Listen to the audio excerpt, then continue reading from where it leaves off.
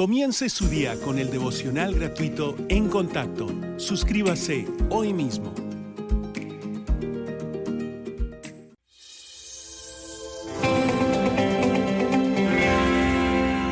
Al pensar en tesoros, ¿qué le viene a la mente? Casi todo el mundo diría, bueno, dinero, prosperidad, riquezas, todo eso viene a la mente. Pero si al pensar en riquezas lo único que viene a nuestra mente son cosas materiales, realmente somos muy pobres. Porque lo mejor de la vida no es material. Las mejores cosas en la vida superan lo material, son de mayor calidad que todo eso. Por otra parte, algunas cosas materiales son buenas. Y Dios es bueno y nos da lo necesario, más de lo que merecemos, y a menudo mucho más de lo que esperamos o anticipamos. Tesoros. Tesoros. ¿Qué tesoros tienen su vida? ¿Se trata de alguien o algo? ¿Alguna experiencia vivida? ¿Qué es lo que atesora? En este mensaje deseo que pensemos en cuáles son los tesoros de nuestro corazón, es decir, lo que apreciamos, lo que guardamos, lo que protegemos, a lo que le damos gran valor, lo que amamos. ¿Qué es lo que realmente guarda en su corazón? De todas las personas que estimaban muchas cosas, María, la madre de Jesús, sin duda es una de ellas.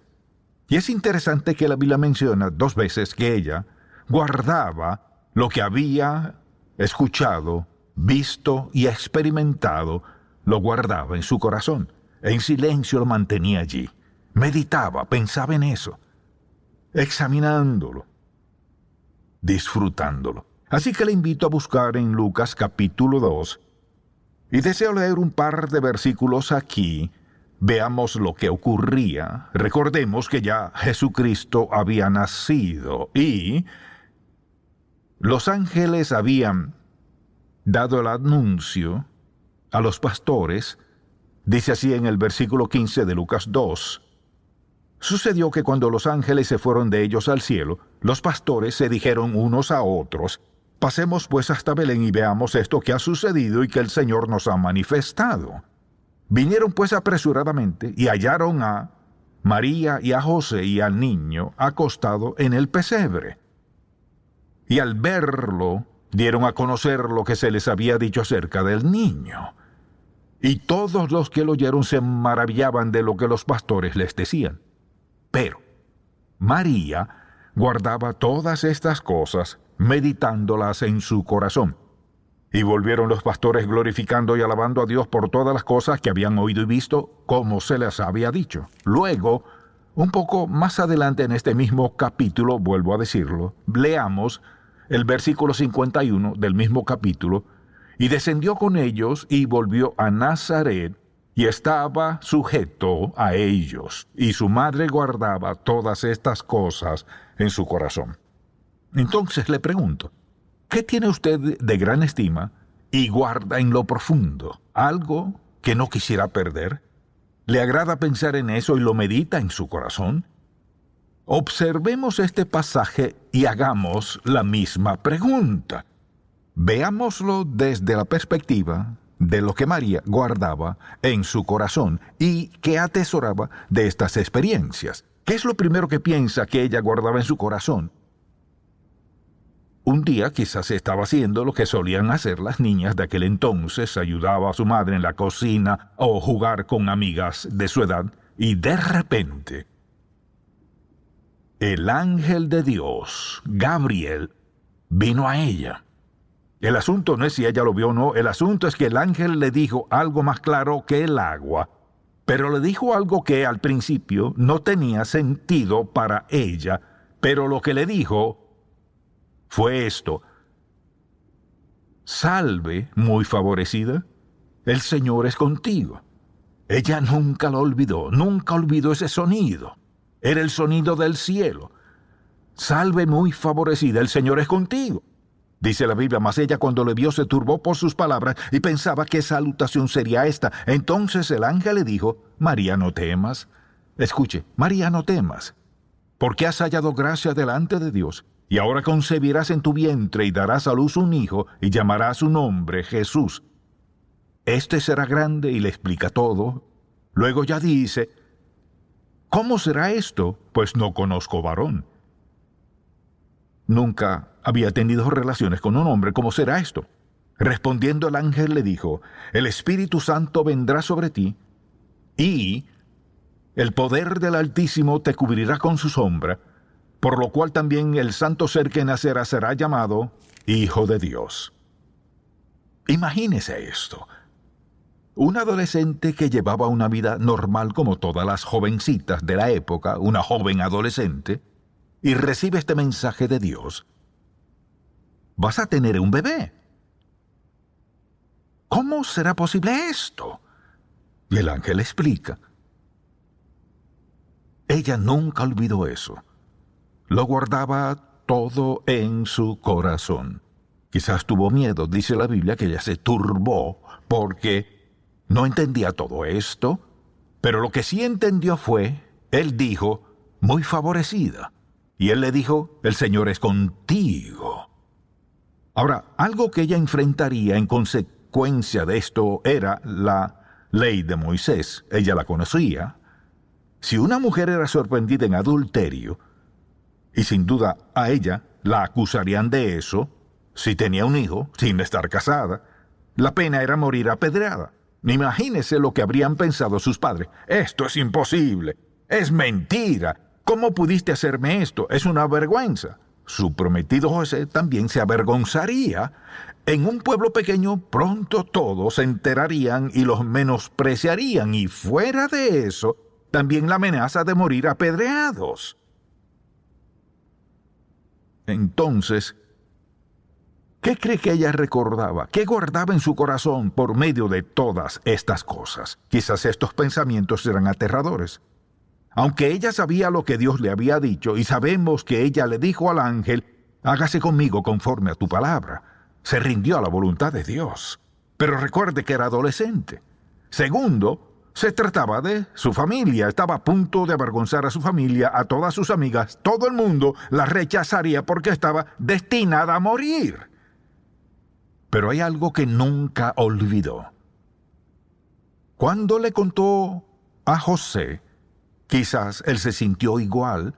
Me has engañado, has sido infiel, has sido desleal, has roto nuestro voto matrimonial porque el compromiso solo era legal. Hasta que, en algún momento, José dijo algo que ella nunca olvidaría. Nunca olvidaría su voz ni la expresión de su rostro al decirle, María, te creo, te amo y sí me casaré contigo. Nunca podré olvidarlo. Lo atesoró para siempre. Y mientras pensamos en esto, consideremos las cosas que guardamos en el corazón.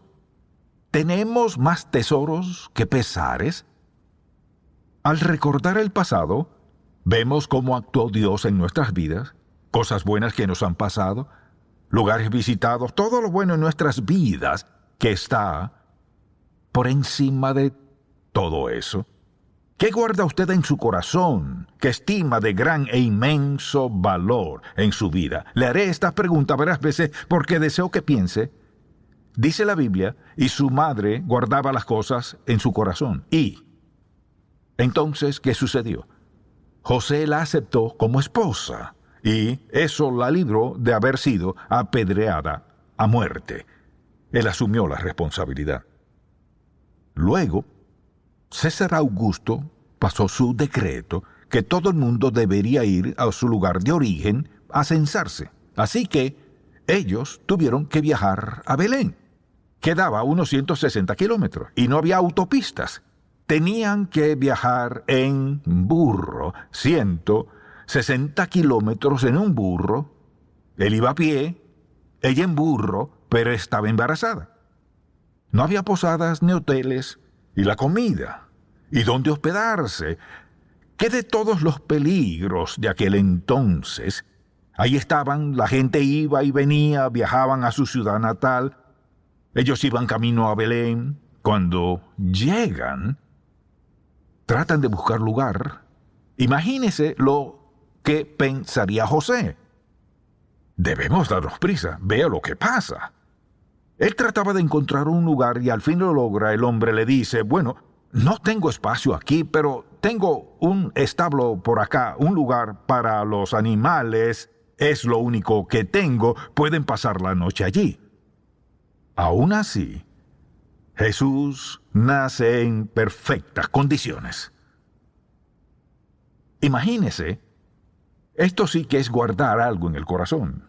Cuando ella cargó al bebé, quizás esto le vino a la mente. Tengo en brazos al Hijo de Dios. No al hijo de José, sino al Hijo de Dios. No tuve nada que ver, solo darlo a luz. José tampoco tuvo nada que ver, solo asistir en el parto.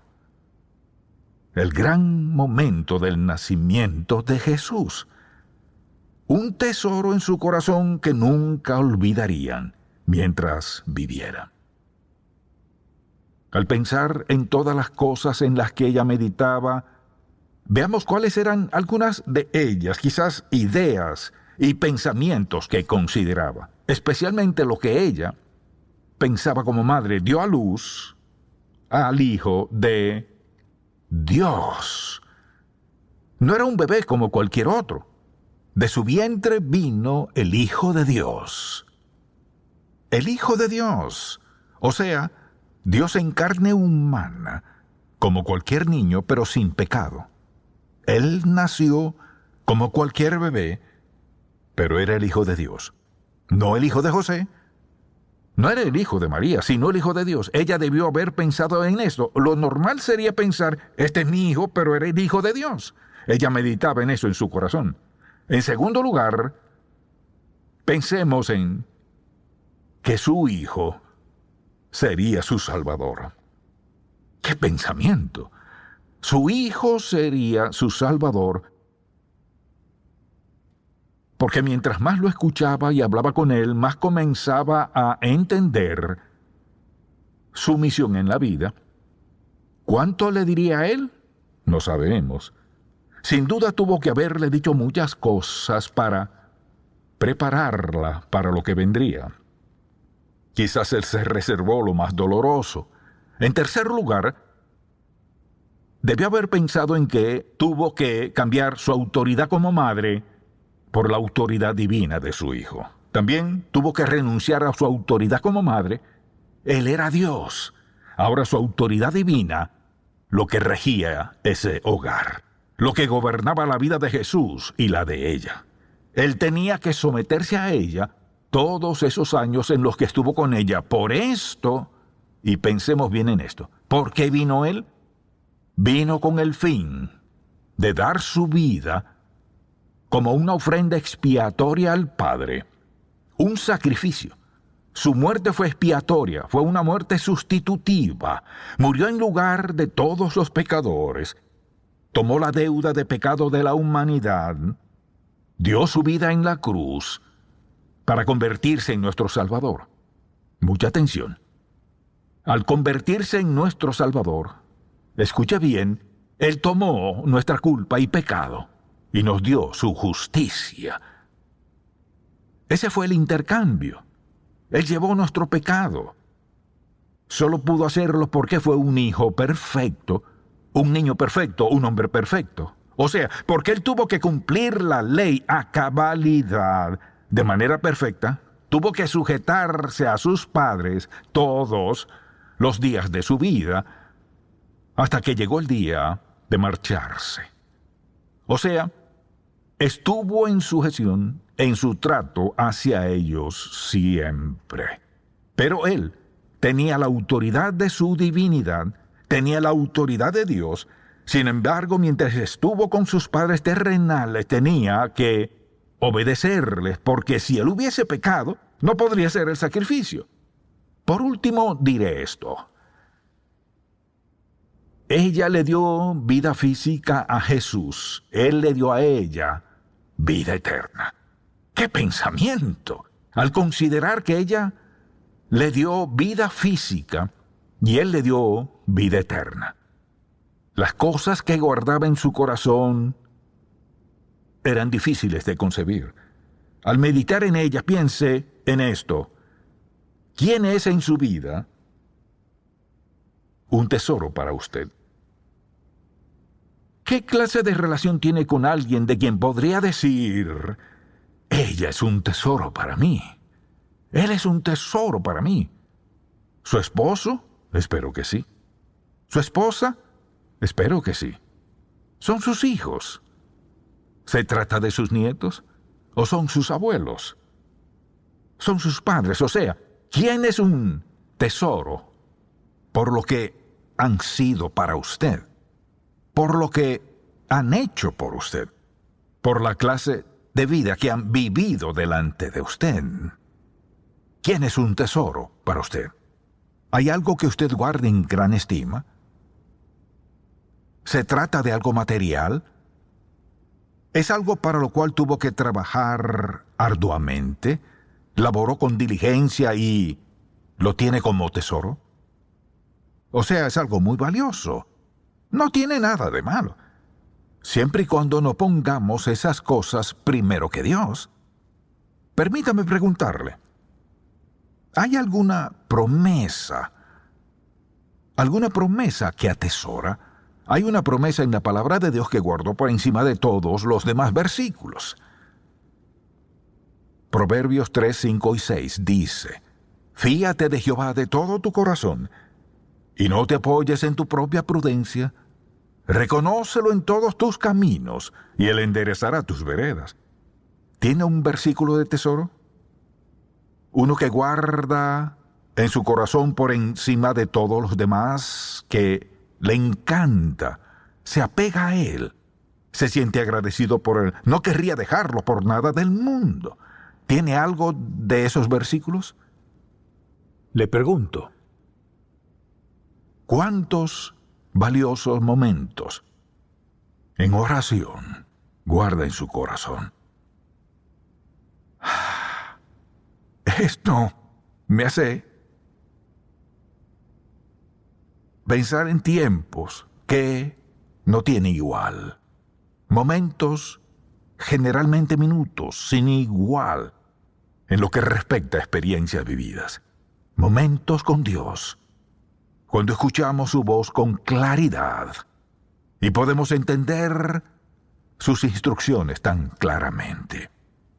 Momentos indescriptibles, no los cambiaríamos. Momentos que no podemos duplicar porque cada uno es nuevo. ¿Qué de esos momentos? Hay momentos en los que amamos a alguien, momentos en que jugamos con nuestros hijos. ¿Y qué de los momentos con Dios? ¿Cuántos nos quedan grabados en la mente? ¿En cuántos de ellos meditamos? ¿Cuántos de ellos recordamos al pasar por una situación difícil o dolorosa? Debemos guardar en nuestra vida esos tesoros maravillosos. Quizás diga, ¿y qué de los momentos adversos? ¿Son tesoros? Permítame decir cómo pueden serlo. Porque cada dolor, pena, dificultad, prueba, necesidad, fracaso, lo que sea. No importa lo que sea, pero todo. Sabemos que como hijos de Dios, Él lo permite. Quizás se trate de algo que nunca quisiéramos repetir. Tal vez sucedió por culpa nuestra o por culpa de alguien más. Doloroso, difícil, duro. Quizás diga, ¿cómo eso llega a convertirse en un tesoro? ¿Cómo sigue? Porque nos damos cuenta de que nos hemos vuelto más valiosos para Dios, en su reino, por lo que hemos pasado en el dolor, el sufrimiento, las pruebas, las lágrimas, las pérdidas y las ganancias. Dios hace que esas cosas se conviertan en nuestros tesoros si respondemos bien y reconocemos que aún las cosas amargas son también un don de Dios, porque Él nos ama tanto que no nos deja pasarnos la vida con solo cosas fáciles y entendibles. ¿Qué tesoros tiene en su vida? le tengo una sugerencia. Y es que antes de que termine este día, quizás esta noche, busque un papel o una tarjeta y un lápiz. Escriba en la parte superior: estos son los tesoros en mi vida. Ahora, no colocaría primero: mi tesoro más valioso es mi relación personal y estrecha con Jesucristo. Primero y principal, todas las demás cosas vienen después. Si puede hacerlo, Él le ayudará a entender ciertas cosas que debería estimar como tesoros. Al pensar en ellas, tal vez deba llamar a alguien y decir: solo quiero decirte cuánto te amo. Quiero decirte cuánto te aprecio. Quiero agradecerte por lo que has hecho por mí. Gracias por entenderme. Gracias por perdonarme. Tal vez Dios lo use a usted mientras medita en todas estas cosas para alentar a otros a que vean los tesoros que hay en sus vidas ahora. Padre, gracias por estimarnos como tesoros. Y lo sabemos. Y no lo haces porque seamos dignos, ni por algo bueno que hayamos hecho. Lo haces porque somos tuyos. Señor, si no tuviéramos ninguna otra prueba, con solo vislumbrar la cruz, veríamos que es un símbolo del tesoro del Padre, como Él nos ve. Gracias, Señor Jesús, por venir a este mundo en la forma humilde de un bebé y por haber ido a la cruz a darnos vida eterna. Te alabamos en el nombre precioso de Jesús. Amén.